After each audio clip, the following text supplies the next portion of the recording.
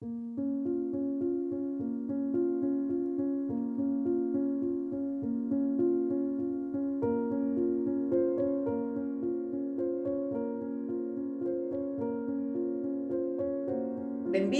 e benvidos a este espazo da web da Sociedade Galega de Sexoloxía, Conversas con. Hoxe imos ter unha conversa cunha persoa moi especial dentro do mundo da educación sexual dirixida á mocidade. Por mor de que esta conversa teña máis difusión, imos facer esta entrevista en castelán.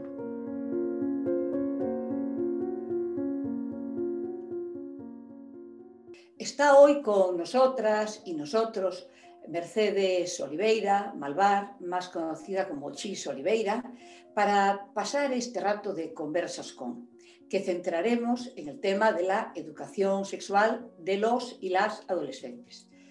Chis Oliveira es catedrática de filosofía, pero hoy está aquí con nosotros, sobre todo por su faceta de activista y coeducadora y especialista en formación para los jóvenes en educación sexual.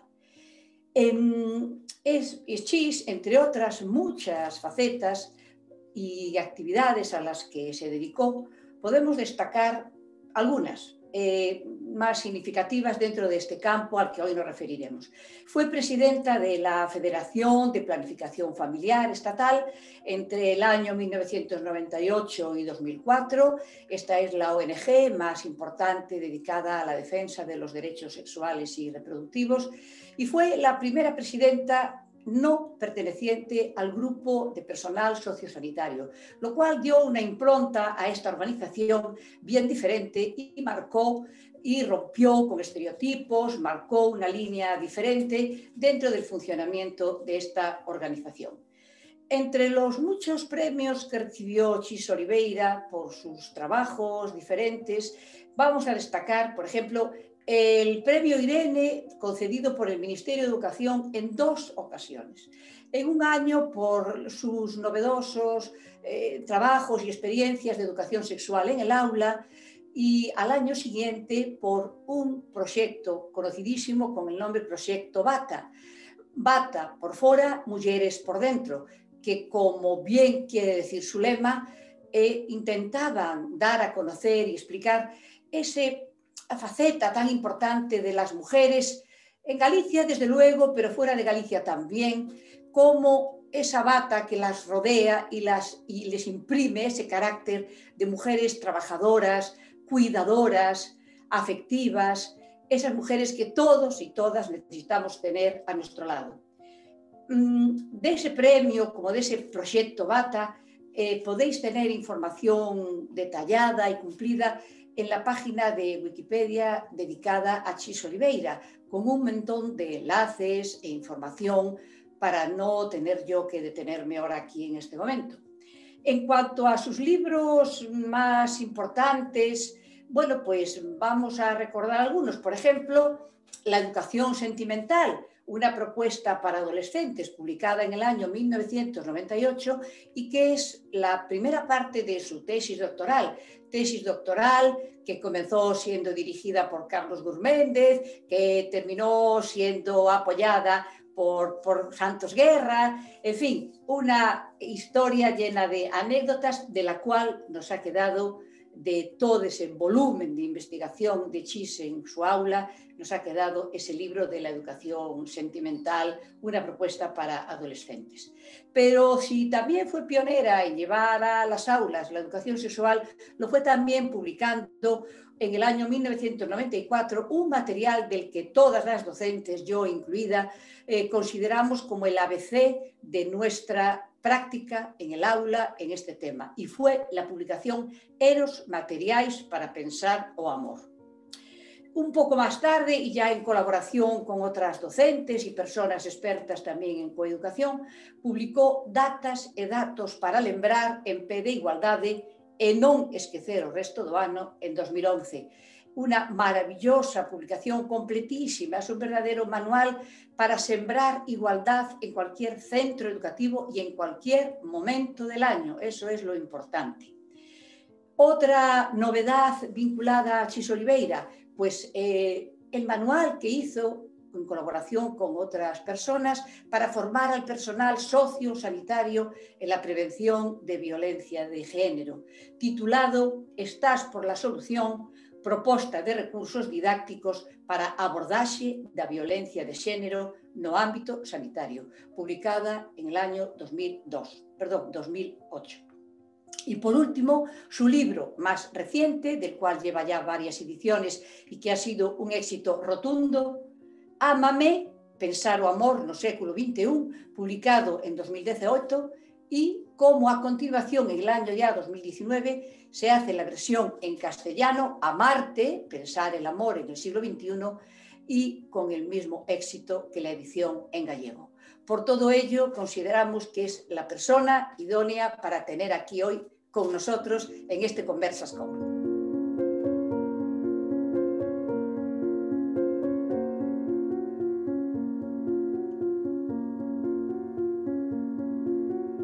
Buenos días, Chis.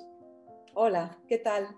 Encantada de que me hayáis escogido para esta entrevista. Colaborar con Sogasex para mí siempre es un placer. Vamos a hacer, Chis, un recorrido por la sexualidad de los y las adolescentes del pasado hasta hoy en día. Vamos a hacer un recorrido por el pasado, el presente y ver un poco qué sería un futuro mejor. En cuanto al pasado, ¿cómo ves tú que era la sexualidad de los chicos y de las chicas en el tiempo de nuestras madres y de nuestras abuelas? Estoy refiriéndome a la posguerra, al franquismo. ¿Han cambiado muchas cosas o no? ¿Qué te parece? Bueno, la verdad que eso da para un libro, ¿no? Pero Carmen Martín Gaite nos habla de los usos amorosos, de la posguerra, etc. Galicia yo creo que es un sitio distinto, una vez más. Entonces, ni qué decir que el franquismo, represión, negación de la sexualidad, etcétera, todo eso creo que nos queda clarísimo a todo el mundo, pero yo creo que incluso en Galicia siempre se vivió la sexualidad de una forma diferente, porque aquí las mujeres estaban más solas, en el sentido de que ellos emigraban y ellas se quedaban en casa y de alguna manera tenían el poder en casa. Y claro, eso llevaba a que al no tener hombre en casa, porque lo tenían emigrado o lo tenían en el mar, eso en Galicia dio como más aire en la sexualidad de las mujeres. Y los hombres también, otro tanto, porque andaban por ahí y por supuesto que tendrían también una vidilla sexual, ¿no? Y creo también que la sexualidad en esa época, a pesar de ser oscura y triste muchas veces, también digamos que estaba menos limitada que la sexualidad hoy por el mercado neoliberal. ¿Y piensas que había mucha diferencia entre la sexualidad de las chicas y la de los chicos? Pues sí, claro, claro. Los chicos siempre tuvieron muchísima más libertad y siempre fueron mucho menos cuestionados cuando hacían uso de su libertad sexual. Las chicas, daros cuenta que o Virgen o María Magdalena, o modosita o puta, o con la que me voy a casar o con la que me enrollo, aquí te pillo, aquí te mato. Por desgracia, este esquema funciona hasta cierto punto hoy en día. Y el temor, el riesgo al embarazo, ¿piensas que condicionaba mucho entonces con menos métodos anticonceptivos y menos posibilidades del control de natalidad? ¿Condicionaba mucho las relaciones sexuales de los y las jóvenes? Sí, claro, claro. La ausencia de métodos anticonceptivos con toda la presión religiosa, que era la que invadía la moral y las costumbres de la gente en aquel entonces, hacía que las mujeres tuvieran muchísimo miedo al embarazo y al mismo tiempo tuvieran muchísimos hijos. Estamos hablando de una época de muchísima natalidad y de alguna manera eso también ensombrecía las relaciones sexuales porque el miedo al embarazo era tan brutal que impedía gozar y disfrutar de un encuentro sexual. Por eso la aparición de la píldora anticonceptiva en los años 50, pero que aquí no llegó hasta bien entrados los 70, fue revolucionaria para entender y vivir la sexualidad de otra manera para las mujeres. Hablando de esa llegada de los anticonceptivos sobre los años 70, es cuando vivimos las libertades sexuales a partir de los años 60, 70, en general en el Estado español. ¿Tú piensas que en Galicia eso fue tan bien como en el resto del Estado o llegó más tarde esa libertad sexual? ¿Cómo lo ves? Bueno, una vez más, para mí los conceptos son importantes y lo de libertad sexual siempre me da mucho miedo utilizar esa palabra porque se habla de libertad ¿para quién?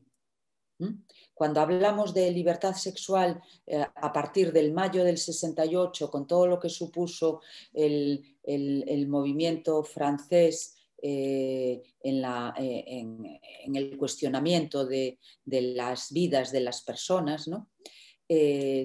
Bueno, pues parece que aquel eslogan, ¿no?, de sustituir las mesas por camas en las aulas y tal, al final lo que en muchos casos consistió es en que las chicas tuvieran menos prejuicio religioso o moral para tener relaciones sexuales. Pero desde luego para la inmensa mayoría de las mujeres no fue una liberación.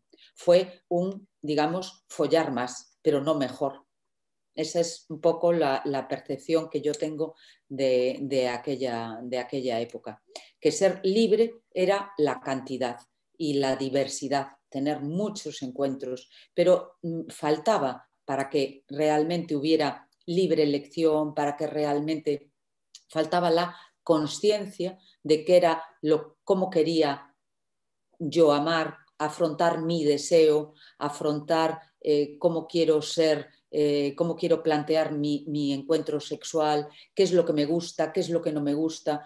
Se entró a todo eso sin hacer las tareas previas. Las mujeres no tenían entrenada la asertividad, tenían una autoestima hecha polvo, que todo esto sigue pasando muchas veces ahora, pero en aquel momento era una libertad sexual, digamos, ¿para quién? Porque ni siquiera para los chicos. Los chicos creían que también tenían más libertad sexual, pero también presionados por un modelo de masculinidad hegemónica que tampoco les resultaba altamente satisfactorio.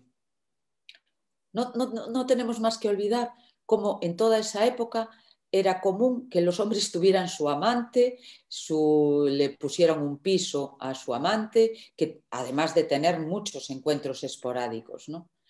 Y ese era como tener sexualidad para demostrarlo para los otros y no era de cara al crecimiento y al disfrute personal en el encuentro, ¿no? Por lo que estás comentando y tal como defines ese momento, creo que no se observaban las diferencias de cómo vivía la sexualidad en Galicia, se vivía frente al resto del Estado. Creo que era una tónica bastante general la de este país y condicionada por los mismos elementos, la religión, una formación, unas tradiciones. Y bueno, de aquellos polvos, estos lodos, diríamos, porque pasamos ahora a ver qué pasa en las aulas en este momento. ¿Cómo ves tú que se está impartiendo, si la hay o no, ¿Cómo es esa educación sexual en las aulas hoy en día? ¿Es inclusiva? ¿Tiene en cuenta la diversidad? ¿Seguimos centrándonos en el coitocentrismo y en la, digamos, simplemente en prevenir y en riesgos de embarazo? ¿Cómo lo ves? Bueno, la verdad que la educación sexual sigue sin existir. Yo cuando lo digo esto en foros que no tienen que ver en el sistema educativo, la gente flipa realmente que en el siglo XXI sigamos sin tener educación sexual. Lo que tenemos son experiencias aisladas, interesantísimas, por cierto, y tenemos una educación sexual externa, en el mejor de los casos, van del Centro Quérote o de algunas otras ONGs que van a los institutos a hacer unos talleres, unas clases, unas conferencias, pero la verdad que se queda en un hecho puntual. No hay, la educación sexual hay que hacerla de una forma sistemática, constante y por parte del personal del centro, el personal educativo. O sea, otra cosa es que de vez en cuando vaya alguien a hablar de sexualidad o de diversidad o de anticoncepción o de lo que sea, pero lo importante es que eso esté absolutamente metido y transversalizado en el currículum, y ya no solamente transversalizado, sino también porque la transversalidad ya vemos que no funciona, porque a nadie le da tiempo y no hay ni formación ni interés.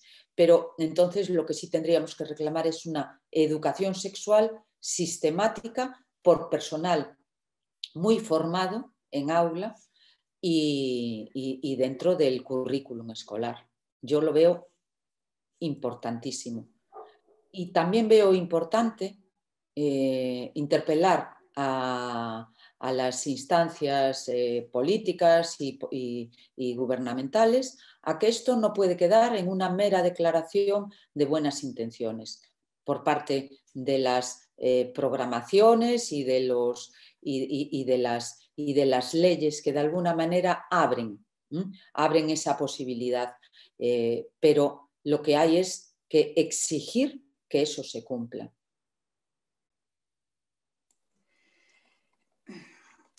En cuanto a lo que se entiende por la edad de comienzo de relaciones sexuales, ¿cómo podemos comentar eso? Porque estamos todo el día leyendo estudios de sexualidad y adolescencia donde valoran muchísimo el índice de a qué edad se empieza a tener relaciones sexuales. ¿Cómo enfocarías tú esto que a mí me parece un tanto confuso? Bueno, como en todos los temas que rodean el mundo de la sexualidad, hay mucha confusión. O sea, ¿a qué le llamamos relaciones sexuales? Habitualmente se le llama relaciones sexuales a cuando, y la edad y las relaciones sexuales a cuando tienen el primer coito vaginal. Bueno, pues ahora, por toda la influencia de la pornografía y por esta hipersexualización del mundo en el que estamos viviendo, el coito vaginal sigue siendo más tarde, pero hay coitos, digamos, coitos anales, hay felaciones y todo eso muchísimo antes. Entonces, ¿qué nos estamos encontrando? Con que, bueno, también luego todo esto hay que matizarlo, ¿no? Porque Galicia, por ejemplo, va un poquito por detrás de Andalucía o Extremadura o Canarias. En los sitios más cálidos se adelanta los tiempos. Y aquí podríamos hablar en torno a los 14 años, entre los 14 y los 18 años está la cosa. Nos gustaría enfocar ahora contigo un tema delicado y es cómo está afectando la pornografía e Internet a la formación sexual de nuestros jóvenes y de nuestras jóvenes. Bueno, ese me parece un temazo. La pornografía consigue que la sexualidad se convierta en un fake, en un fraude, para sobre todo para las mujeres y para los hombres sin que se den mucha cuenta. La pornografía está invadiendo nuestra vivencia de las relaciones y de la sexualidad de una manera tan violenta que todavía no sabemos las consecuencias que eso va a tener para todo y sobre todo para las relaciones. Pensemos una cosa. Primero, estamos ante las primeras generaciones de lo que llamamos pornonativos. Ahora, chicos y chicas llegan a su sexualidad cuando ya han tenido, a partir de los 8 años, sabemos que a partir de los 8 años ya tienen contacto con el porno. Se les regala el teléfono en torno a lo que es la comunión, la primera comunión o a esas edades, en cualquier caso, y niños y niñas ya tienen acceso a la pornografía. ¿Por qué?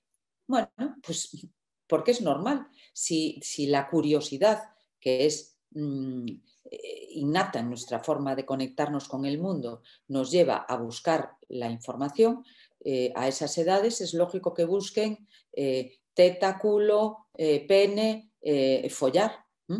Pero da igual, porque tú aunque pongas rubia o aunque pongas asiática o aunque pongas europea, da igual la palabra que pongas, Internet te lleva al porno. Estás viendo una película y Internet te mete el porno. O sea, el porno es absolutamente invasivo y chicos y chicas tienen acceso a él muy temprano, mucho antes de llegar a tener encuentros o relaciones sexuales.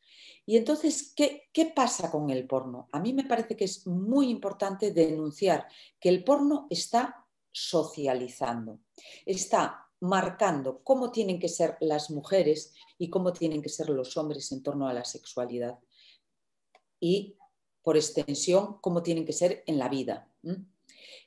Nos ofrece un modelo de mujeres sometidas, sumisas, complacientes. Digamos que las mujeres tienen que gustar. Y ese es el imperativo de todo el modelo patriarcal. Es lo que Amelia Valcárcel, la filósofa, llama la ley del agrado. Tú tienes que complacer, tú tienes que gustar.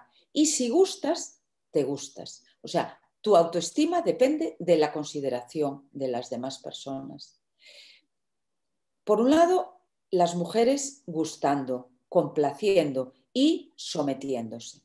Y por otro lado, los hombres dominando, teniendo la sartén por el mango, sometiendo, diciendo lo que quieren, siendo los sujetos de la película y ellas siendo los objetos.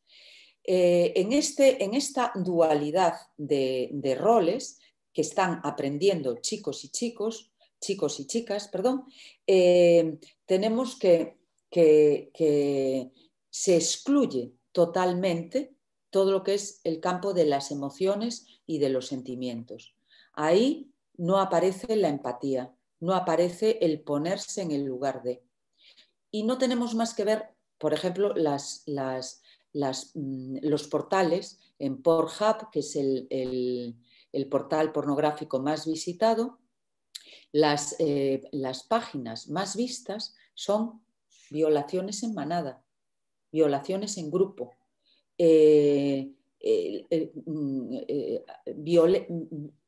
¿cómo se llama? Incestos.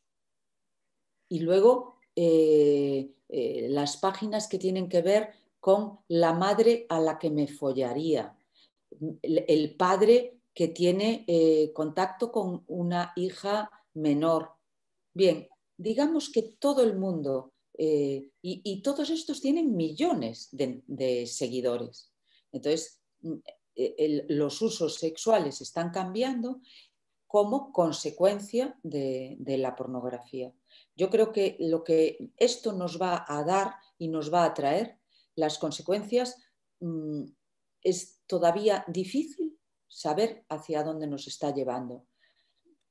Es como estamos viviendo como la peor distopía, porque las mujeres en el mundo de la pornografía, que ahora mismo es la educación sexual que tienen todas y todos, están aprendiendo que tienen que complacer, que tienen que someterse. Y ellos aprenden que tienen que subordinar, que tienen que afirmarse y que tienen que dominar. Y todo esto está funcionando con un diálogo, con un discurso que se nos va escapando y que está formando y constituyendo los imaginarios sexuales. Precisamente, Chis, en medio de este panorama, ¿cómo dirías tú que están viviendo los jóvenes y las jóvenes de hoy el mito del amor romántico? Bueno, toda la industria cultural nos lleva, toda la industria cultural, me refiero al cine, a las series, a la literatura infantil, las películas, Disney y todas las demás, pero las novelas, Las sombras de Grey, Crepúsculo, todo lo que es la industria cultural, tanto por un lado, por otro, las series, nos llevan a que las chicas siempre buscan a su príncipe azul con diferentes matices, pero ellas lo que buscan es enamorarse. El modelo que se les ofrece es enamorarse y a través del enamoramiento empezar a cambiar al chico del que se enamoran. El modelo siempre es heterosexual y siempre es en el que la chica tiene que conseguir a ese chico, que puede ser un chico con problemas, un malote, un chico que es un Don Juan, ¿qué tal? Pero la idea que tú te vas a hacer es que tú lo vas a cambiar. Y claro, ¿qué es lo que nos encontramos? Que las chicas desean ese chico que les acompañe en la vida, con el que hacer pareja, con el que fundamentar una relación. Y por otro lado, tenemos a un chico que lo que está él soñando y deseando es una chica muy puta, digamos, ¿no? Muy fiera en la cama, muy sexy, muy... Entonces, realmente equilibrar y conciliar estas dos, digamos, maneras de entender las relaciones y el placer y el deseo es prácticamente imposible si no atacamos todo esto con educación sexual desde el principio.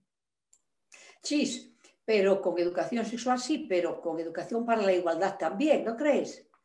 Claro, fundamental. Es que yo creo que en el siglo XXI y en sociedades democráticas no se puede entender ningún tipo de educación sin partir de la igualdad.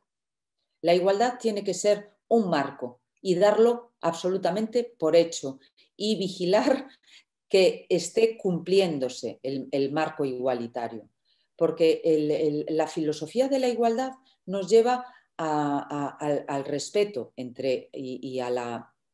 al respeto entre hombres y mujeres y también entre la diversidad de identidades sexuales, de identidades de género y de todas las formas de relación sexual con las que nos va a tocar convivir, porque tú en un aula te vas a encontrar con personas transgénero, transexuales, te vas a encontrar con personas que están instaladas en el poliamor, personas que son bisexuales, personas que son asexuales, en fin.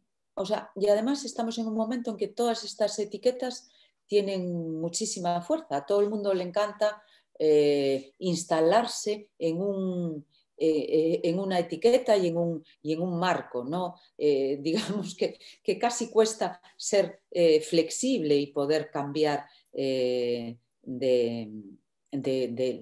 posición o de orientación. Entonces, bueno, yo por ejemplo recuerdo que en mis clases siempre hablaba de que no somos ni homosexuales, ni bisexuales, ni heterosexuales, sino que estamos. Yo ahora estoy en la heterosexualidad porque me gusta las personas de otro sexo, pero no sé cómo voy a estar más adelante. Esta perspectiva de libertad, ¿no? De abrir, que me parece muy importante plantearlo en el aula, porque el aula es ahora mismo es un caldo de cultivo de muchas y muy diferentes intereses y posicionamientos. Y precisamente porque la igualdad es fundamental para vivir unas relaciones sexuales diversas, plenas y felices, nace el Comando de Igualdad. El Comando de Igualdad, del cual brevemente podías comentarnos algo como creadora que eres y que has sido de esa experiencia. Pues sí, el Comando Igualdad es el grupo que montamos hace 10 años de chicos y chicas a raíz del proyecto Bata.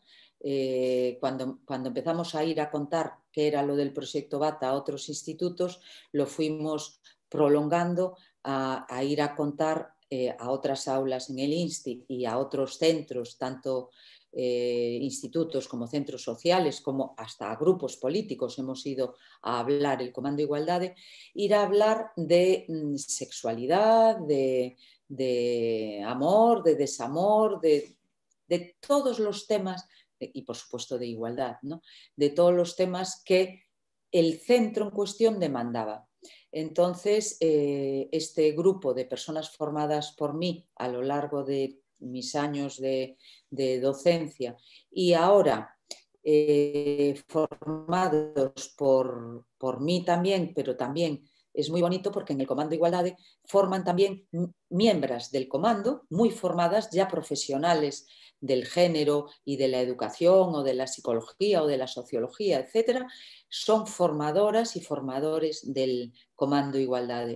Y entonces, ¿qué hacemos? Tenemos mucha gente, somos más de 100 personas y hacemos formación. Es muy importante que todo lo que se haga esté anclado en conocimientos y eso va a dar siempre mucha seguridad.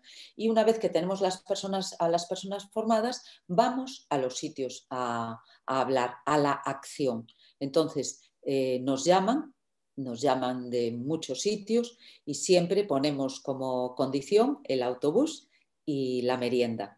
Y aparece, y digo autobús porque siempre vamos en grupos muy grandes. El grupo es de 15, 20, 20 y algo para llegar allí y tanto puedes llegar a un aula con 30 personas como a un salón de actos o a un gimnasio donde esté todo un instituto, por ejemplo, ¿no? Y entonces el comando habla, unas personas, digamos, se interrumpen a otras aportando, matizando, tal, y después la chavalada a la que hablan pregunta, interviene y como estamos en redes sociales, tenemos nuestros vídeos colgados en YouTube, en Instagram, bueno, etcétera. Entonces luego la gente a la que fuimos a hablar nos sigue y sigue preguntando y seguimos y ahí somos como un puerto de refugio, un punto de encuentro para que la gente que tenga curiosidades o digamos, preguntas, inquietudes, etcétera, que el Comando Igualdad puede ser una referencia para todos ellos y ellas. ¿Y qué denominación prefieres utilizar? ¿Educación sexual? ¿Educación afectivo-sexual? Bien, yo particularmente creo que da igual hablar de educación sexual o de educación afectivo-sexual siempre y cuando lo hagamos desde la perspectiva global. Que incluya la formación de la sensibilidad, de las emociones, que sea desde la perspectiva de género, desde la igualdad. Entonces, introducir la clave de afectivo me parece interesante. ¿Por qué? porque estamos resaltando que todo lo que tiene que ver con el campo de los afectos es importante. Por ejemplo, en la pornografía está claro que no es educación afectivo-sexual, porque todo lo que es sensibilidad, empatía, resiliencia, digamos, negociación, que es cosas que son tan importantes en las relaciones, ahí quedarían fuera. En cambio, si hablamos de una educación afectivo-sexual, estamos incluyendo todas esas otras cosas que son fundamentales a la hora de entender una educación sexual integral, que es como yo creo que hay que hacer. ¿Consideras algo próximo la introducción de la educación sexual en el currículo de nuestras aulas? ¿Cómo piensas tú que debería de ser? No, es urgente, desde luego, pero no lo considero próximo porque no hay ninguna inversión educativa en formación del profesorado en estos temas. Aquí llevamos muchísimo retraso, llevamos 30 años. Yo llevo 30 años haciendo formación del profesorado en educación afectivo-sexual, pero todavía no se ha consolidado. Incluso hoy por hoy hay menos formación del profesorado en estos temas que hace 20 años, 30 años. Por eso no lo veo fácil ni lo veo cercano. Lo veo muy urgente, lo veo imprescindible y además creo que hay que pedir a las autoridades educativas y gubernamentales que esto tiene que ser una prioridad, porque si hablamos de derechos humanos, si hablamos de igualdad, si hablamos de democracia, esto tiene que entrar en el currículum, pero con fuerza y con presencia, y no con unas charlas puntuales de alguien que viene de fuera a hacer un taller o a dar una conferencia. Esto es muy complejo y hay que abordarlo con toda la seriedad que esto requiere. ¿Y en qué etapa educativa consideras tú que se debe comenzar esta formación? Pues no hay una etapa. Esto tiene que ser en todas las etapas y en todas las edades. La educación sexual, adaptándola a cada edad, hay que hacerla desde infantil, porque en infantil a lo mejor hay que empezar a trabajar con el conocimiento de nuestro cuerpo, con trabajar un poco las identidades, los roles desde que las criaturas son pequeñitas, y luego hay que ir creciendo y en cada etapa hay que ir haciendo una educación sexual como hace muchos años habían hecho en Canarias el colectivo Arimaguada, que fueron un referente, y que ahora no hay nada semejante. Cierto, cierto. Para terminar ya, preguntarte cuál es tu opinión de cómo ves hoy a la gente joven. ¿Qué piensas tú que es lo que más necesitan, lo que más le preocupa en este mundo de la sexualidad? Pues lo que más necesitan es hablar. Yo lo que noto es que hay muchísimo interés en hablar de estas cosas. Tú en un aula empiezas a hablar de esto y la gente entra porque les interesa mucho. Y lo ves también en redes cuando se habla de esto. Y nosotros desde el Comando Igualdade organizamos en Vigo, por ejemplo, cafés, le llamamos cafés feministas. Por ejemplo, cogemos una serie o un libro o un anuncio y nos ponemos a hablar, convocamos a la gente, es abierto, es público, va gente muy joven y también van algunas personas no tan jóvenes. Y la verdad que es muy interesante porque siempre la gente se queda con ganas de hablar más. Y claro, tenemos tanta información con las redes, ¿no? Tal diversidad de panorama, pero con tan poca reflexión y con tan poca mirada crítica del acontecer, que la gente cuando le das claves para un posicionamiento más reflexivo y más crítico, se queda encantada.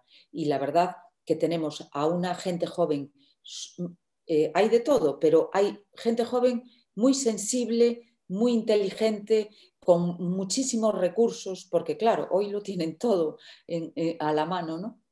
Entonces, la verdad que es una pena no poder fornecer de toda esa educación reflexiva y crítica que se merecen.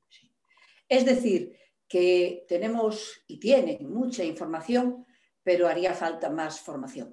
Efectivamente. Nos gustaría que, para finalizar ya, si quieres concluir con algunas palabras o alguna idea o alguna propuesta. Bueno, yo la propuesta y la propuesta que haría sería a la responsabilidad de todas las personas que somos agentes educadores, porque no solamente el profesorado, sino el personal sociosanitario también educa. Y la gente que está en los medios de comunicación y las madres y los padres, o sea, aquí educa toda la tribu. Entonces es importante que sepamos. El primer punto que me gustaría que quedara muy claro es que si no hago educación desde la igualdad, ¿qué quiere decir? Que soy consciente en que educo desde la igualdad de hombres y mujeres y de las diversidades. Si no soy consciente de eso, estoy educando en la desigualdad, por inercia, por desconocimiento, porque no me lo ocurro, ¿vale? Entonces, si quiero realmente contribuir a este momento tan bonito que estamos viviendo, que es la eclosión del mundo igualitario, la eclosión de las mujeres reivindicativas y de los hombres que saben cómo ya no quieren ser, en este momento en el que el machismo ya tiene un toque rancio, no podemos darle la batalla a la cultura patriarcal. La cultura patriarcal tenemos que saber que está muy anclada en la economía neoliberal, quieren sacar partido de nosotras y nosotros. Y somos nosotros quienes tenemos que reforzar y decir, por aquí no van a pasar. Y como madre, como profesora, como comunicadora, como médica, como lo que sea, como psicóloga, como periodista, poner el granito de arena. Y el eslogan que tenemos en el Comando Igualdade es: o estás por la solución o sigues formando parte del problema. Muy bien, Chis, pues con este mensaje nos quedamos. Muchas gracias. Muchas gracias a ti, Lola. Ha sido un placer. Igualmente.